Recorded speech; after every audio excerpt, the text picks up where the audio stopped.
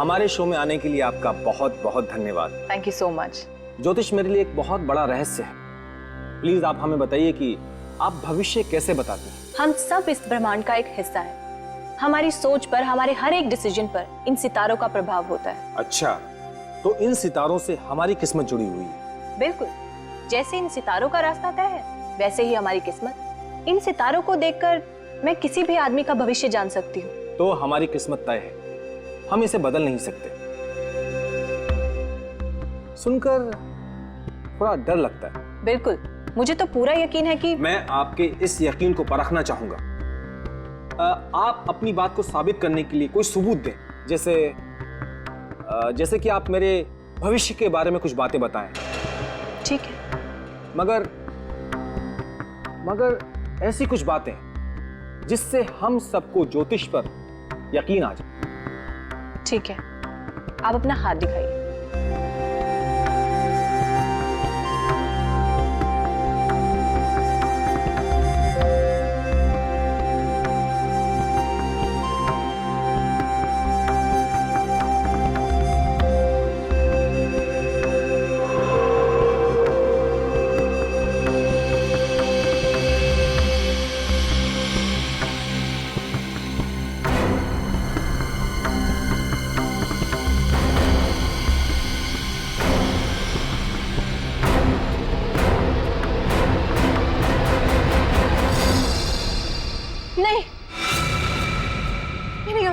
तुम इंटरव्यू के लिए मान गए और हमारे साथ यहाँ स्टूडियो में मौजूद हो, विश्वास ही नहीं हो रहा है। क्या हम सीआईडी वाले इतने खड़ूस लगते हैं? नहीं नहीं, बिल्कुल भी नहीं।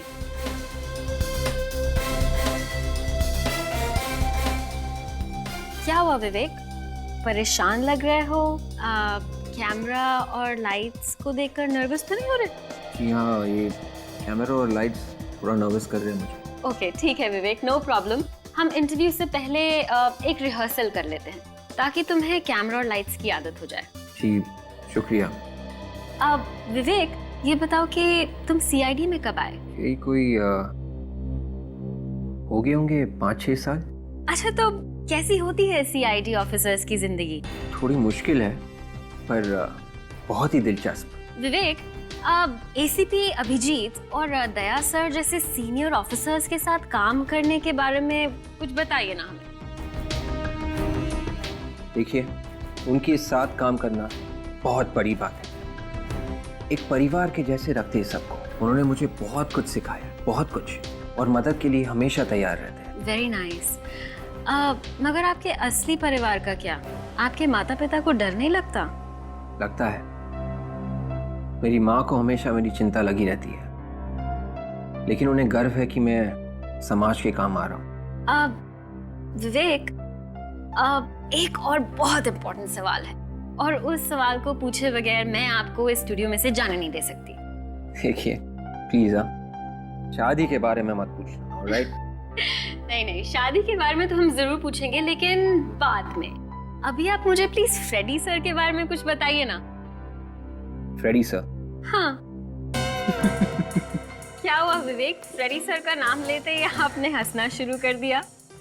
वो बस फ्रेडी सर। फ्रेडी सर का नाम सुनते ही आपका ये हाल है, तो आपके साथ काम करते हुए क्या हाल होता होगा?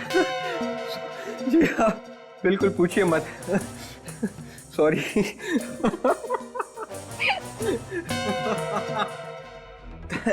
तानिया जी, जो होने वाला है वो बताने के लिए कहा था।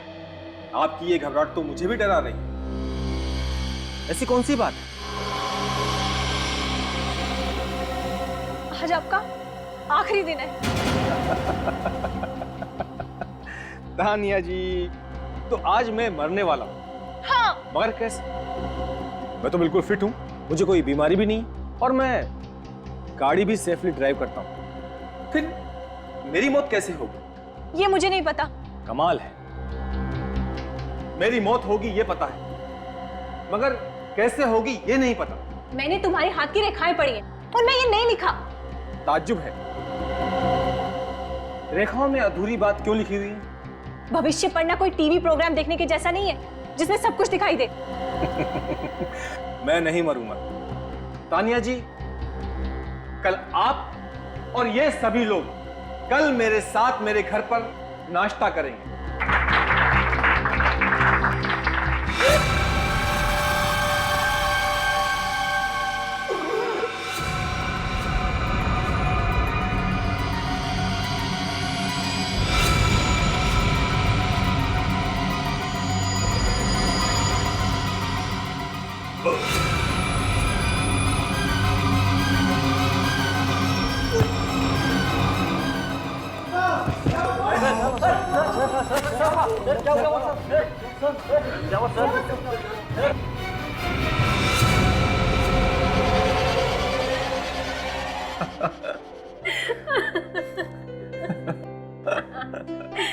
विवेक, बिल्कुल विश्वास नहीं होता कि तुम इतना मजाक कर सकते हो। अब आपको सच बातों पर हंसी आती है तो क्या करें? अरे वाह, वेरी नाइस विवेक। ऐसा लगता है पूरी तरह से कंफर्टेबल हो गए हो। तो इंटरव्यू शुरू करें? बिल्कुल। ठीक है, तो मैं अपने कैमरामैन और बाकी के सारे क्रू को बुला लेती हूँ। प्लीज।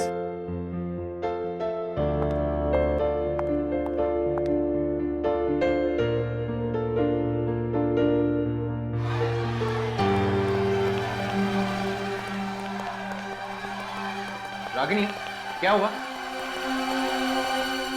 पता नहीं विवेक, पर कुछ तो गड़बड़ जरूर है। गड़बड़? भाई साहब, क्या हुआ? शायद उस तरफ कुछ हुआ है।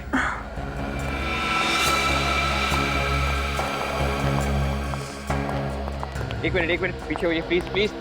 मैम प्लीज एक मिनट। क्या हुआ इसे? क्या हुआ इसे? भाई साहब, भाई साहब।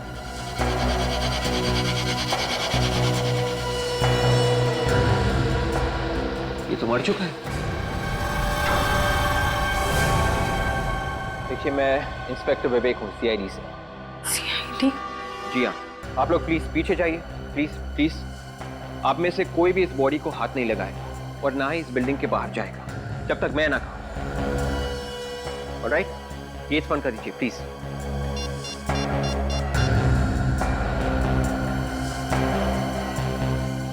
हेलो सर, मैं फ्यूचर न्यूज चैनल से बात कर रहा हूँ। आप लोग जल्दी आइए सर, यहाँ पे खून हुआ है सर। खून हुआ है? आर यू श्योर कि ये खून हुआ है? आप कौन? सर, ये मशहूर एस्ट्रोलॉजर तान्या हैं। इन्होंने अभी अभी बताया था कि इनकी मतलब मलाई की मौत होने वाली है। तान्या जी?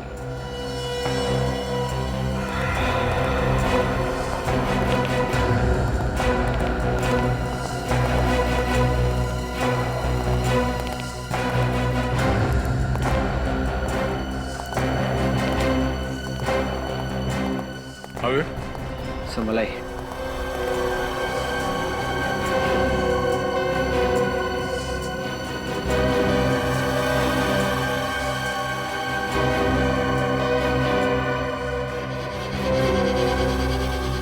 मुट्ठी बंद कर रखी है।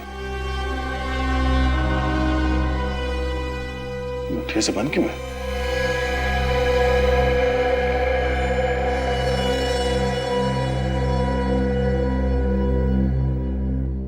लाश तो कितनी ठंडी हो गई, एकदम बर्फ की जैसे।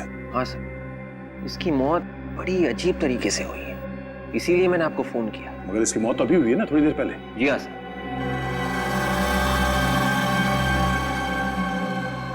ऐसा लगता है ये लाश किसी फ्रीजर में रखी गई थी। सर, लाश भी यहीं पे पड़ी हुई थी और इसकी मौत भी सबके सामने ही हुई। बॉडी अकड़ भी गई है। रायगढ़ मोटिस को होने में कम से कम 4-5 घंटे लगते हैं। इतनी जल्दी ये बॉडी कैसे अकड़ गई?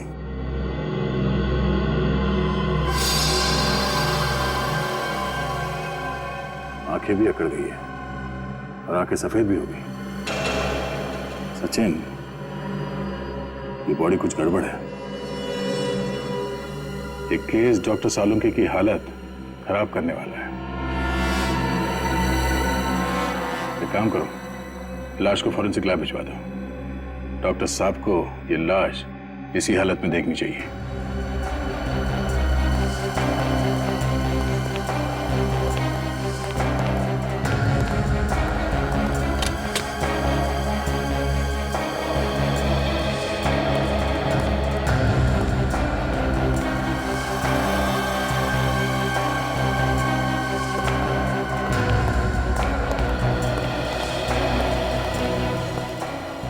सर एक और बात है। क्या? वो तान्या है सर, एक एस्ट्रोलॉजर। मलय उसी का इंटरव्यू ले रहा था। दोनों बैठे हुए थे और रिकॉर्डिंग चल रही थी। उसी बीच मलय ने तान्या को अपना हाथ दिखाया। तान्या ने हाथ देखा और कहा, मलय तुम्हारी मौत होने वाली है। उसके बाद अचानक ये सब। उसकी मौत लिखी हुई थी। मौत को जब आना होता है वो आकर रहती है, उसे कोई नहीं टाल सकता। तो हम ये समझे कि जैसे ही आपने उस आदमी का हाथ देखा, आपको मालूम पड़ गया था कि ये आदमी ऊपर जाने वाला है। जी हाँ। तान्या जी, आपको एक बात बोलूं? मैं आपके बारे में कुछ नहीं बताऊंगी। हमने बड़े बड़े पाखंडी और तांत्रिकों को देखा है, समझी? ज्योतिष विज्ञान कोई पाखंड नहीं है। तो क्या ज्योतिष विद्या एक करंट की तरह है, हा? जो हाथ में तार लगा और फौरन झटका लगा? क्यों? मतलब उस आदमी का हाथ देखते तुम्हारे दिमाग ने बोल दिया कि आदमी मरने वाला है। हा? तुम क्या अंतर्यामी हो, भगवान हो, क्या हो तुम? सर, ये भी तो हो सकता है कि ये खूनी के साथ मिली हुई हो। ये आप क्या कह रही हैं? मौत तो ऊपर वाले के हाथ में होती है। हम तो सिर्फ एक जरिया हैं और मैं चाहकर भी मौत को नहीं बुला सकती। तो मलय कैसे मर गया?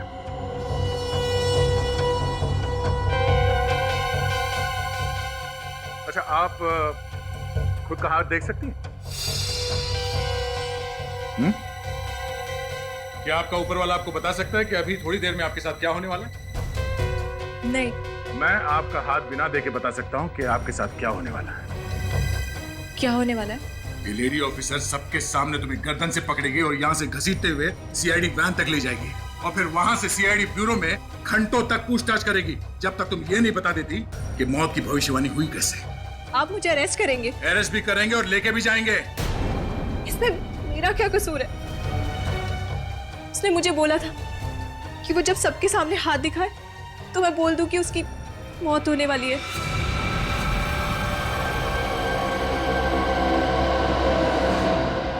देखा, सीआईडी के सामने भविष्यवाणी भी बदल जाती है। मुझे भविष्यवाणी करने के लिए कहा गया था सर। मलय ने कहा था? जी हाँ। तुम सच बोल रही हो? मैं सच बोल रही हूँ सर। अगर मैं गुनहगार होती तो मैं वहां क्यों रुकती?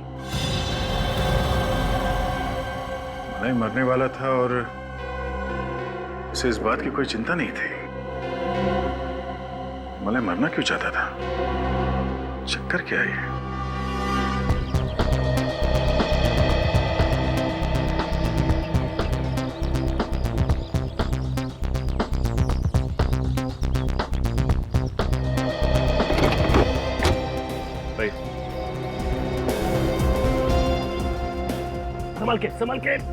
संभाल के और आगे जाओ। दौड़ो।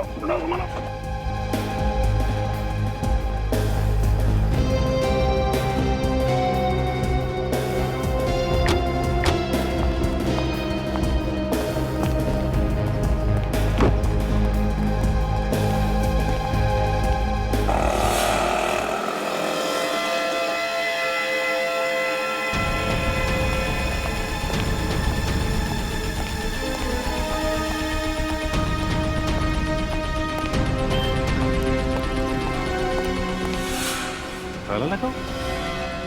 सिक्योरिटी वाला खा गया। सिक्योरिटी,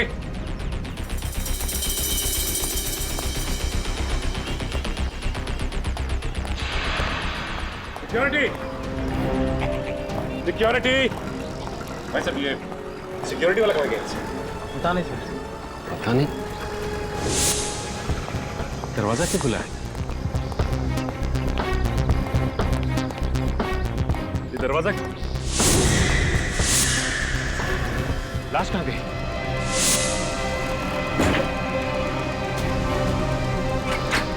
लाश कहाँ गई? लाश? पता नहीं साहब, कहाँ गई? पता नहीं। कमाल है। तुम लोग यही थे ना? हाँ साहब, हम तो यहीं पर थे। तुम यहीं पे थे, फिर भी लाश गायब हो गई। मलय क्या शो कर रहा था, वो शो दिखाओ। बिल्कुल, मुझे तो पूरा यकीन है कि मैं आपके इस यकीन को परखना चाहूंगा। ठीक है। मैं चाहता हूं कि आपकी बात साबित करने के लिए आप कुछ सबूत दें। आप अपना हाथ दिखाइए।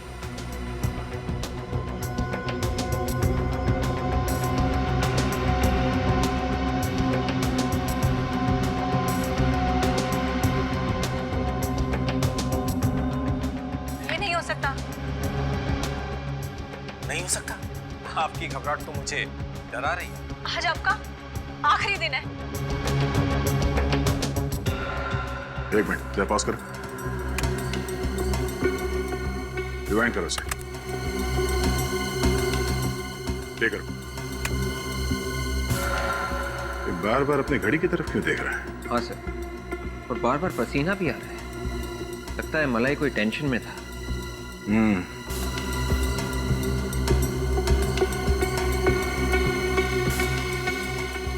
सर ऐसा लग रहा है इसकी तबीयत ठीक नहीं है।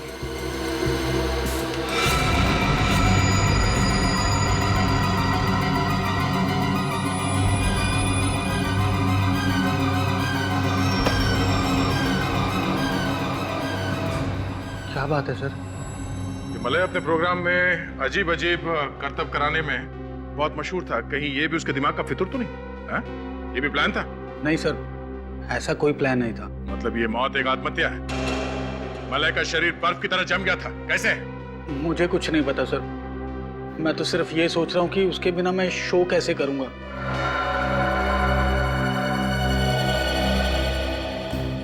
मलय मरने वाला है, ये बात तानिया को मालूम थी। हाँ सर, लेकिन यहाँ पे काम करने वाले मलय के किसी भी कोलीग को तानिया के बारे में मालूम नहीं था। सबसे पूछा? हाँ सर। अब सर एक लड़की रह गई। कौन? रागिनी। वो मेरा इंटरव्यू ले रही थी। उससे भी पूछ के देखो। Yes sir.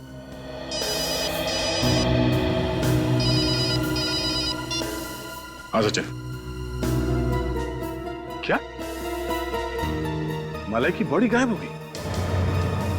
ठीक है, हम लोग अभी आते हैं।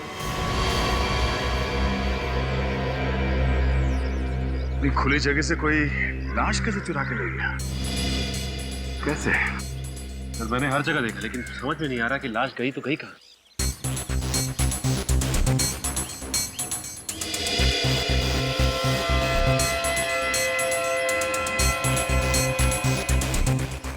एम्बुलेंस के नीचे सब बंद है, कोई ड्रेनेज एग्जिट भी नहीं है। तुम्हें शक कैसे हुआ? सर जब मैं डेड बॉडी को अंदर रखवा के यहाँ से निकल रहा था तो सामने देखता हूँ कि गेट पे ताला लगा हुआ है और सिक्योरिटी गार्ड भी नहीं। और सिक्योरिटी गार्ड को ढूंढता हुआ मैं यहाँ से इस तरफ आया, यहाँ नोटिस किया कि एम्बुलेंस का दरवाजा खुला हुआ है। ये दरवाजा, लाश कहाँ गई? ओह, मतलब तुम यहाँ से गेट की तरफ चल के गए, तुमने पीछे मुड़ के नहीं देखा, और उसी दौरान किसी ने मलय की लाश को यहाँ से गायब कर दिया। हाँ सर, और इन्होंने भी नहीं देखा कुछ। एम्बुलेंस से किसी को एक लाश ले जाते हुए देखा? नहीं सर। शायद लाश को किसी बड़े से थैले में रखा हो। हाँ? नहीं सर, ऐसा तो किसी को नहीं देखा। अच्छा, सर ये कैसे हो सकता है? कोई लाश ले गया और किसी ने देखा तक नहीं। वही तो कुछ नहीं सर, मैंने सबसे पूछा लेकिन सबका एक ही जवाब कि किसी ने कुछ नहीं देखा। ये लोग क्यों नहीं बता रहे हैं ये तो मालूम नहीं, मगर ये सब एक प्लान है। अगर ये गेट खुला होता तो एम्बुलेंस यहाँ गेट से बाहर चला गया होता, मगर नहीं, गेट बंद था और वहां पे कोई सिक्योरिटी गार्ड भी नहीं था। और मैं सिक्योरिटी गार्ड को देखने भी गया। एम्बुलेंस के दरवाजे के पास भी कोई नहीं था सर। बिल्कुल, ये सिक्योरिटी गार्ड भी मिला हुआ इस प्लान में।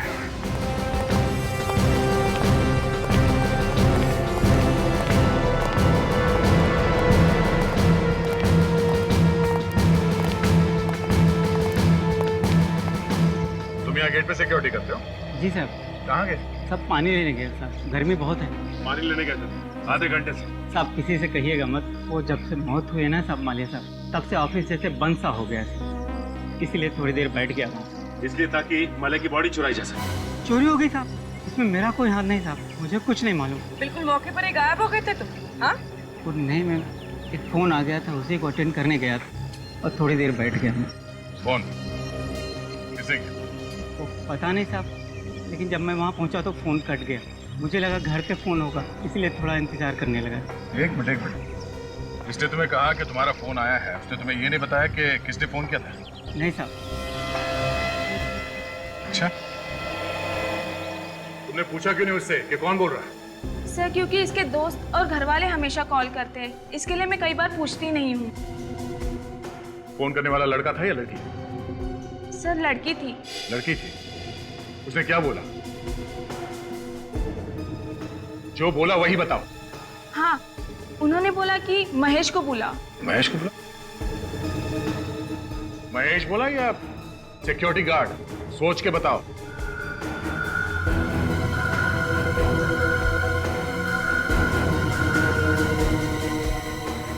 सॉरी सर, सिक्योरिटी गार्ड बोला था। Security guard? हाँ सर, कहा था कि जो मेन गेट पे सिक्योरिटी गार्ड है उसे बुलाओ। सर मुझे तो लगता है कि ये रिसेप्शनिस्ट मिली हुई है, कोई फोन नहीं आया। कॉल करने वाले ने कहा कि सिक्योरिटी गार्ड को बुलाओ। नहीं सचिन, ये रिसेप्शनिस्ट मिली हुई नहीं है।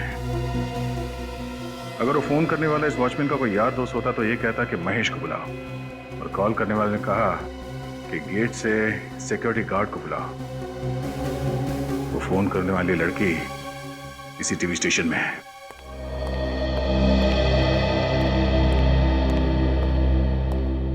ये रागिनी का फोन क्यों नहीं लग रहा है?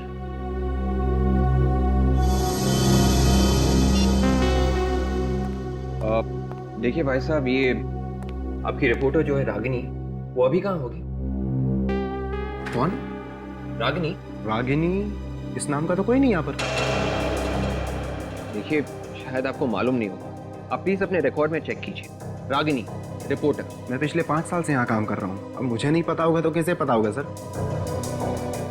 फिर वो कौन सी रागिनी थी जिसके साथ मैं इंटरव्यू रूम में रिहर्स कर रहा था? Interview room? हाँ, वो तो बंद होना चाहिए था। देखिए वो रूम खोला गया था, मैं वहाँ रागिनी के साथ इंटरव्यू के लिए रिहर्स कर रहा था। देखिए आप एक काम कीजिए, आप अपने प्रोग्रामिंग हेड मिस्टर सुधीर को अभी के अभी बुलाएं, मुझे उनसे मिलना है। ठीक है सर। थैंक्स।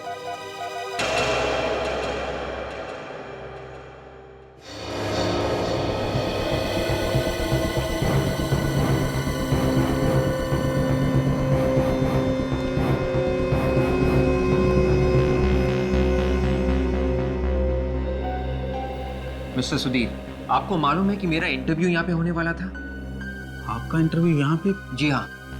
नहीं सर, इस बारे में मुझे कुछ नहीं मालूम। देखिए, आपकी रिपोर्टर रागिनी ने मुझे यहाँ इंटरव्यू पे बुलाया था, कैमरा यहाँ पे लगा हुआ था, रागिनी यहाँ पे बैठी थी और मैं यहाँ पे, हमारे बीच बातचीत शुरू हो गई थी। फिर अचानक, अभी समझ में नहीं आ रहा है कि यहाँ पे ना तो कोई रागिनी को जानता है और ना ही इस इंटरव्यू के बारे में। हाँ सर, रागिनी नाम की कोई रिपोर्टर नहीं है और ना ही यहाँ पे कभी काम करती थी। मैं तो खुद ताज्जुब में हूँ कि ऐसा कैसे हो गया। ये सारी तैयारी अपने आप तो नहीं होगी, यहाँ पे कुछ तो होने वाला होगा ना? हाँ सर, मलाए यहाँ पे एक इंटरव्यू लेने वाला था। मलाए तो दूसरे इंटरव्यू में था, तो फिर यहाँ कौन सा इंटरव्यू? उस इंटरव्यू के खत्म होने के बाद वो दूसरा इंटरव्यू यहाँ पे लेने वाला था। अच्छा, तो ये रूम खाली था, ये बात रागिनी को मालूम थी, तभी उसने ये सारा प्लान बनाया। मिस्टर सुधीर, आपके टीवी स्टेशन का ही कोई आदमी है जिसने ये बात रागिनी को बताई थी। कौन है वो? किसी पे कोई शक? नहीं सर। कोई तो है मिस्टर सुधीर, कोई तो है। कौन?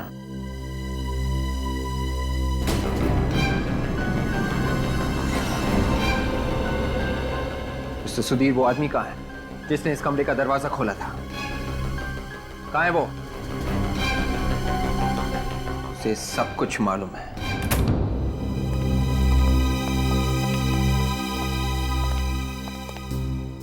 कहाँ है वो? पता नहीं सर। पता कैसे नहीं? सर वो यहीं बैठता है, शायद किसी काम से बाहर गया होगा। कमल नाम है उसका। कमल? मेंटेनेंस वाला आदमी मिला विवेक? नहीं सर, लेकिन उसका नाम कमल है सर, वो यहीं कहीं होना चाहिए। शायद वो भी फ्रॉड हो। सर कोई ताजुब की बात नहीं है, लेकिन वो यहीं का एम्प्लॉय लग रहा था। सर आप मुझे थोड़ा वक्त दीजिए, मैं उसे ढूंढ निकालता हूँ, please. Relax relax Vivek, tension मत लो। सचिन तुम जाके देखो, ढूंढो उसे। आइए भाई सर। जी विवेक, तुम रागिनी को कैसे जानते हो? सर एक्चुअली रागिनी ने मुझे फोन किया एक इंटरव्यू के लिए। पिछले 2 हफ्ते से वो रिक्वेस्ट कर रही थी, तो मैंने सोचा। सब एक प्लानिंग है। मतलब सर? मतलब उसने पहले मलाई का खून किया और फिर उसकी बॉडी को चुरा लिया। सर भगदड़ के बाद तो वो गायब थी, लेकिन एक बात समझ में नहीं आ रही सर, अगर वो एक गुनहगार है तो उसने मुझे इंटरव्यू के लिए क्यों बुलाया? क्यों सर? सर,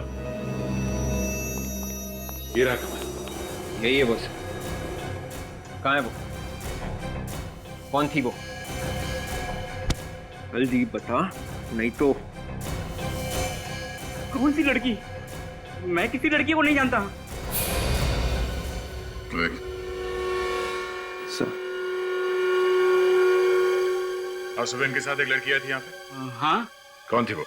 सर, मैं नहीं जानता। तो तुमने इंटरव्यू रूम क्यों खोला उसके लिए? सर, वो तो मलय सर ने कहा था कि वो मैडम को इंटरव्यू में बिठाओ करके। मलय ने?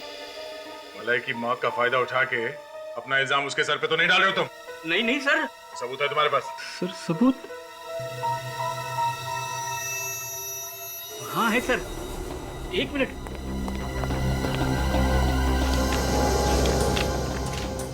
ये देखिए सर, ये देखिए सर, ये मलय सर ने खुद उस लड़के को वहां बिठाने के लिए कहा था और पूरा सेटअप करने के लिए कहा था। ये रही उनकी सिग्नेचर ही। इसका मतलब मलय रागिनी को जानता था? ये रागिनी मलय को कैसे जानती थी? सर, वो तो पता नहीं। मलय सर ने मुझे कल शाम को ही रागिनी जी से मिलवाया था और कहा था कि मैडम ऑफिस आए तो उन्हें इंटरव्यू में बिठा देना। सर, हो सकता है मलय भी रागिनी के साथ इस प्लान में शामिल हो। इस मलय और रागिनी के बीच में क्या संबंध है, पहले वो पता करना चाहिए।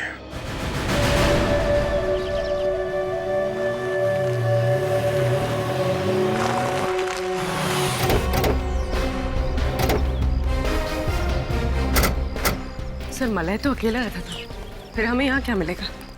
शायद रागिनी के बारे में कुछ पता चल जाए, शायद उसका एड्रेस मिल जाए।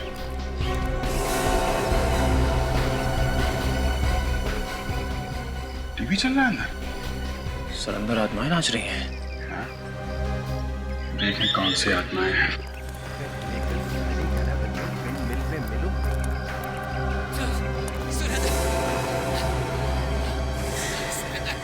जोर से टीवी चल रहा है, फिर भी आदमी सोया पड़ा है।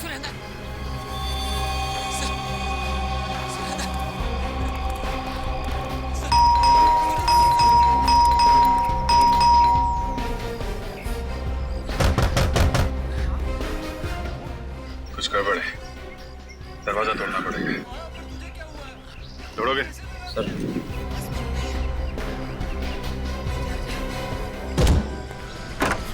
Good job.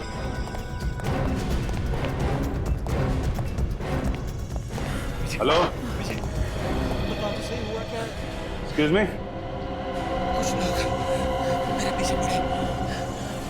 Hello. My god, ये तो मर गया।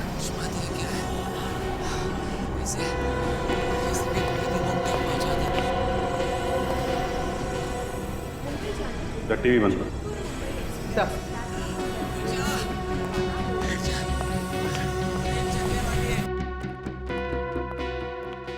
घर को अच्छी तरीके से चेक करो। नहीं सर।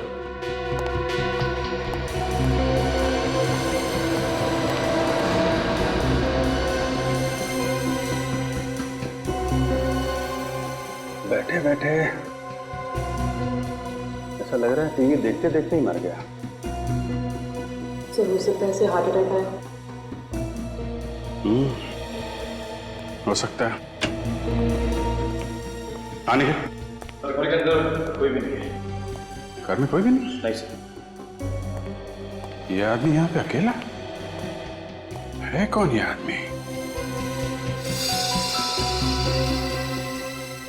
एक मिनट, एक मिनट, ये क्या है?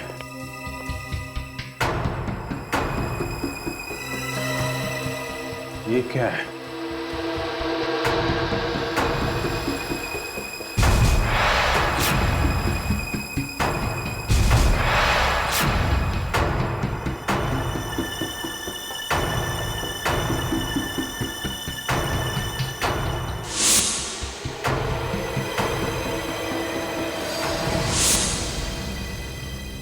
मलय?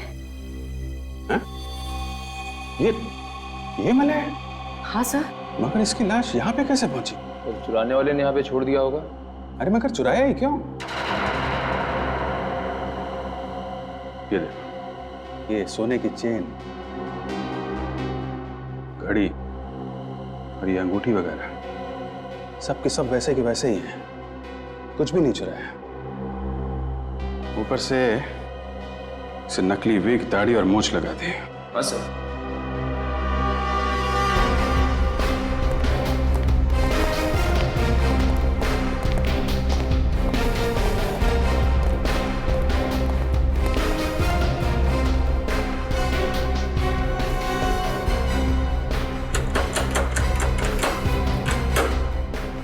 लॉक तो बिल्कुल ठीक ठाक है,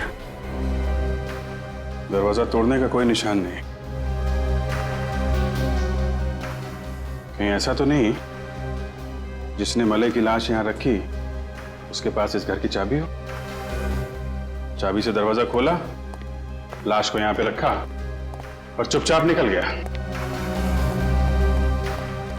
लेकिन एक बात समझ में नहीं आ रही है, खूनी यहां पे मलय की लाश रखने के लिए आया था क्या? क्यों? और है कौन वो आदमी? रागिनी तो यहाँ नहीं है। रानी तो फिर कहाँ है? वो अपने घर गई है। मगर रागिनी तो यहीं पे रहती है ना? सर वो नासिक की रहने वाली है। यहाँ मैंने अपना घर उन्हें किराए पर दिया था।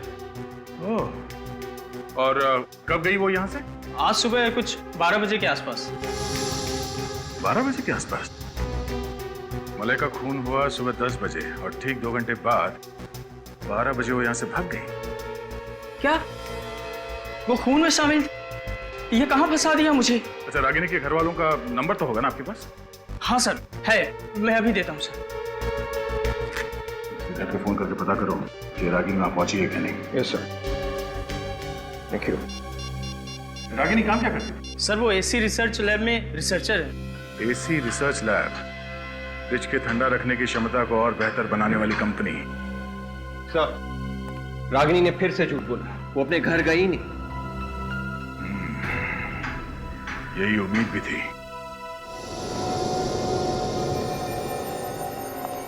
अब मैं बोलूंगा तो बोलोगे कि बोलता है यार। साउंड के बोल के तो रहेगा ही, चुप रहने वालों में से तू है ही नहीं। देख, ज्यादा देर पेट में बात को छुपा के मत रख, पेट में दर्द होगा, जल्दी बता दे। पेट में मेरे दर्द नहीं होगा, तुम्हारे पेट में दर्द होगा अगर बता दिया तो। पेट दर्द की दवा है हमारे पास, तू जल्दी से बता दे। इस आदमी की मौत 2 घंटे पहले देखा। मुझे पता था, आज सुबह जैसे मैं घर से बाहर निकला ना तो मेरे सिर के ऊपर से एक कौवा हंसते हुए गुजरा। तभी मुझे लगा कि आज का दिन मेरा बड़ा खतरनाक निकलने वाला है। अरे यार सालूम के 2 घंटे पहले मरा ये। हाँ, इस आदमी की मौत टेलीविजन स्टेशन पर हुई, सब लोगों के सामने, सबके सामने, सुबह 10 बजे, मतलब अभी से 8 घंटे पहले। देखो बॉस, एक बार अगर फॉरेंसिक साइंस ने बता दिया कि यह आदमी 2 घंटे पहले मरा है तो इसका मतलब ये आदमी 2 घंटे पहले ही मरा। यार साउंड की ये कैसे हो सकता है? इस आदमी की लाश को चेक किया गया था टेलीविजन स्टेशन पर, और वो भी दया ने। तब इसका शरीर ठंडा पड़ा था बर्फ की तरह। अच्छा एक बात बता, इसके शरीर में से तुझे कुछ मिला? नहीं मिला तो कुछ नहीं। यार सालूम खे, इसके अलावा टेलीविजन स्टेशन पर और किसी को कुछ भी नहीं हुआ। यहाँ तक कि इसके सामने जो ज्योतिषी बैठी थी तानिया, उससे भी कुछ नहीं हुआ। नहीं यार सालूम खे, इसके शरीर में कुछ तो था। मैं तो कहता हूँ कुछ तो है जो तुम्हें मिलना चाहिए था, और जिसकी वजह से इसका शरीर ठंडा पड़ता बिल्कुल बर्फ की तरह। तू मुझे बता सालूम खे, हमारे इन्वेस्टिगेशन के हिसाब से इस आदमी की मौत सुबह 10 बजे हुई, मतलब अभी से 8 घंटे पहले, और तू कह रहा है कि इसकी मौत हुई 2 घंटे पहले। तो क्या ये आदमी 8 घंटे पहले मरा और फिर जिंदा हुआ और फिर 2 घंटे पहले मरा?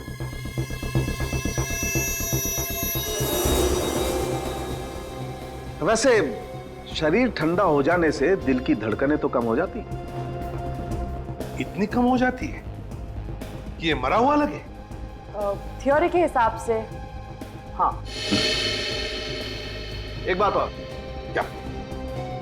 ये देखिए यहाँ इसकी गर्दन पर ये जो 2 निशान है, इंजेक्शन के निशान है बॉस। इस आदमी को यहाँ से जहरीला इंजेक्शन दिया गया है और उस जहर से ही इस आदमी की मौत हुई। यह आदमी जहर से मरा, इसे इंजेक्शन दिया गया। जहर का? किसने दिया इसे जहर का इंजेक्शन? किसने? हमें रागिनी के बारे में कुछ पूछताछ करनी है। ये सीआईडी रागिनी के पीछे क्यों पड़ी हुई है? जहाँ जहाँ गुनाह वहाँ वहाँ सीआईडी। शायद रागिनी के हाथ खून में रंगे है। खून? नहीं, ये हो ही नहीं सकता है। वो कब से नहीं आई है काम? काम पे नहीं आई? अरे सर, वो तो आज भी काम पे आई हुई है। आई है? कहाँ है वो? अपने लैब में। कहाँ है लैब? चलिए मैं आपको बताता हूँ। चलिए।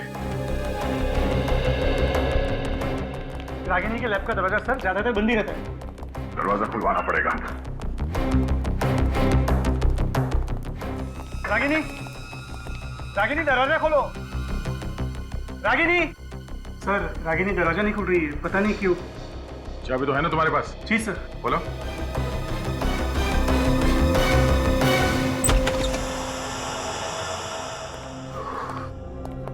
कमरे का ठंडा क्यों है? सर, वो रागिनी ने एक ऐसा केमिकल बनाया है जिससे फ्रिज को ठंडा करने की कैपेसिटी बढ़ जाए। ठीक है, तुम बाहर खड़े रहो। Ragini,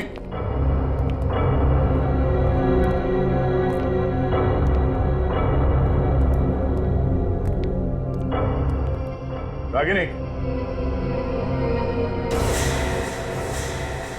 my God. Ragini. Sir, इसकी बॉडी तो ठंडी पड़ गई, बिल्कुल बिल्कुल बर्फ की तरह। सर, ये तो मर चुकी है। ठंड की वजह से इसकी मौत हो गई।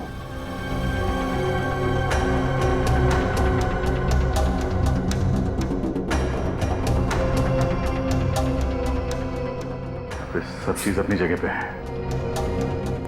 लैब के अंदर कोई और है भी नहीं, कोई हाथापाई के निशान नहीं।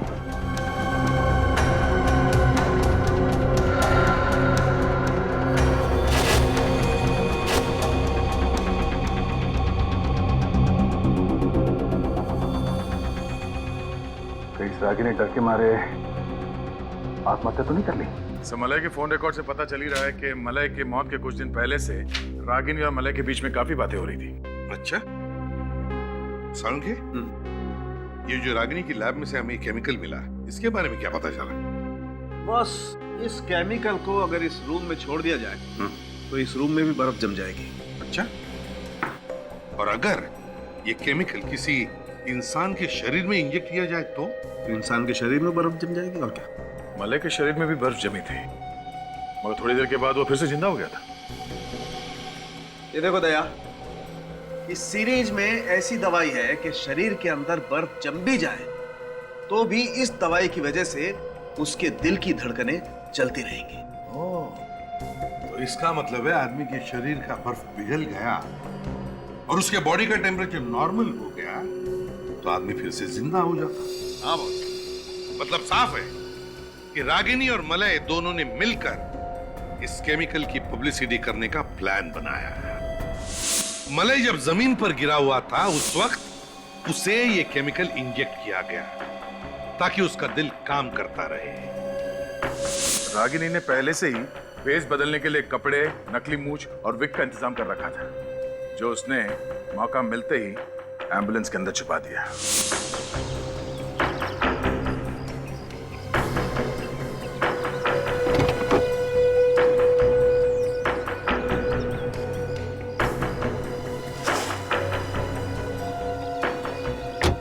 मलय को एम्बुलेंस में डालने के वक्त तक होश आ गया था और जैसे एम्बुलेंस का दरवाजा बंद हुआ वो उठा और उसने भेस बदल लिया।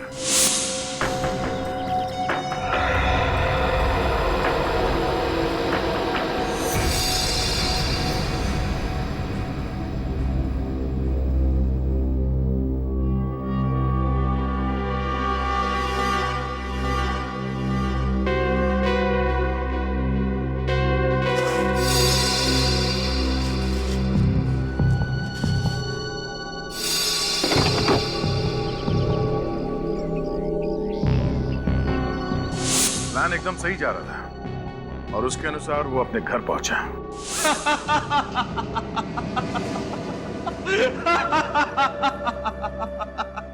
सब कुछ कितनी आसानी से हो गया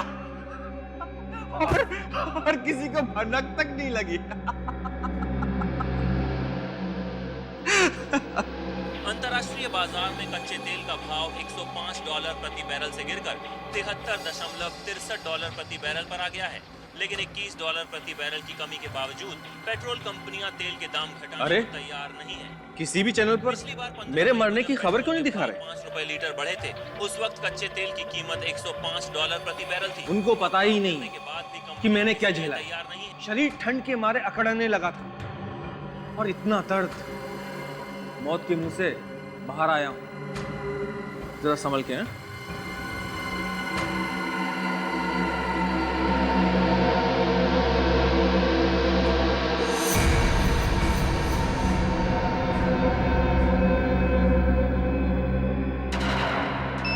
और वहां पे रागिनी पहले से ही उसका इंतजार कर रही थी और उसने मलय को वो जहर वाला इंजेक्शन दे दिया। हाँ, लेकिन मलय का खून रागिनी ने नहीं किया है।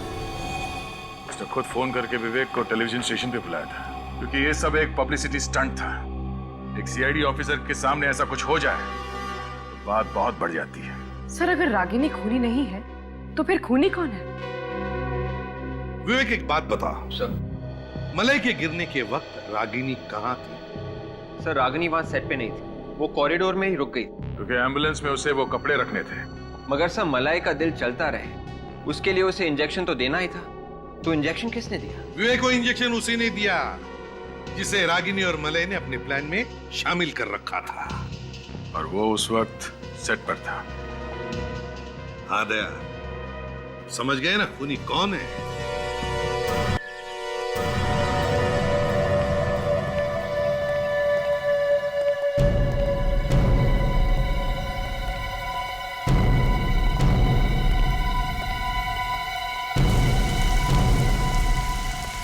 नमस्ते।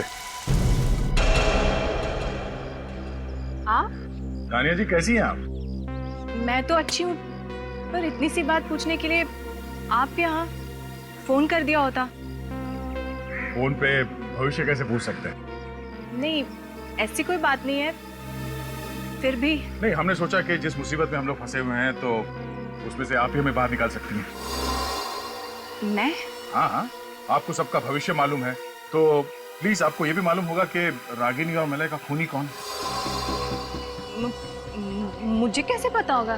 देखिए तानिया जी, अब हम लोग तो हार गए, आपको ही कुछ करना पड़ेगा। मैं कुछ नहीं कर सकती। मतलब आपकी ज्योतिष विद्या फेल? क्यों? क्यों फेल? क्योंकि ऐसा लग रहा है जैसे आपको ज्योतिष का कोई ज्ञान ही नहीं है।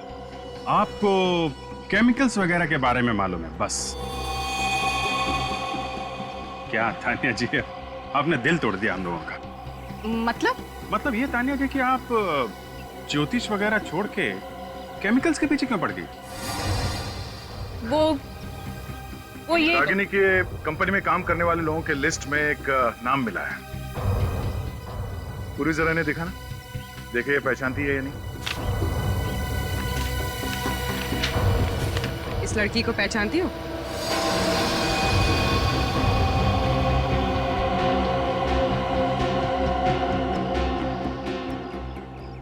क्या हुआ? फोटो पहचानने में प्रॉब्लम हो रही है? हम आपकी मुश्किल आसान कर देते हैं। ये आप ही की फोटो है और आप उस केमिकल बनाने वाली कंपनी में काम करती हैं, है ना? हाँ, मैं उस कंपनी में काम करती हूँ। मलय और रागिनी के प्लान में तुम भी मिली हुई थी। उनकी मौत से मेरा कोई लेना देना नहीं है। ओह, तो मलय के मौत के दिन तुम उसके घर नहीं गई थी? हाँ? नहीं। मगर तुम्हारा मोबाइल फोन बता रहा था कि उस वक्त तुम उसी एरिया में थे। या नहीं? थी।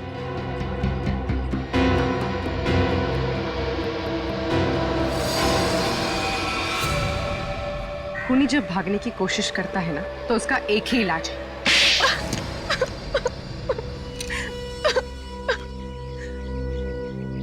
हाँ, मैंने उसे मारा था। मैंने ही मलय को मारा था, वो जहर वाला इंजेक्शन देके उसके घर पर।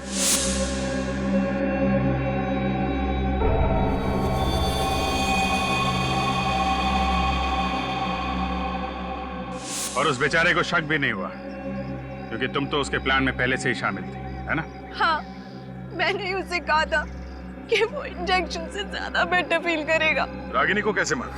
उस दिन लैब में मैं उसी के साथ थी और मैंने केमिकल का कंटेनर खोल दिया और कमरे से बाहर चली गई। उस केमिकल ने फौरन उस लैब को ठंडा कर दिया। मगर उसका खून क्यों किया? उस केमिकल की वजह से। केमिकल की वजह से?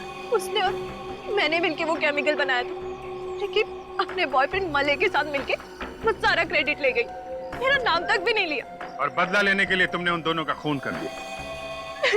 लेकिन क्या फायदा हुआ? अब सारी जिंदगी तुम्हें जेल में काटनी पड़ेगी। अगर फांसी नहीं हुई तो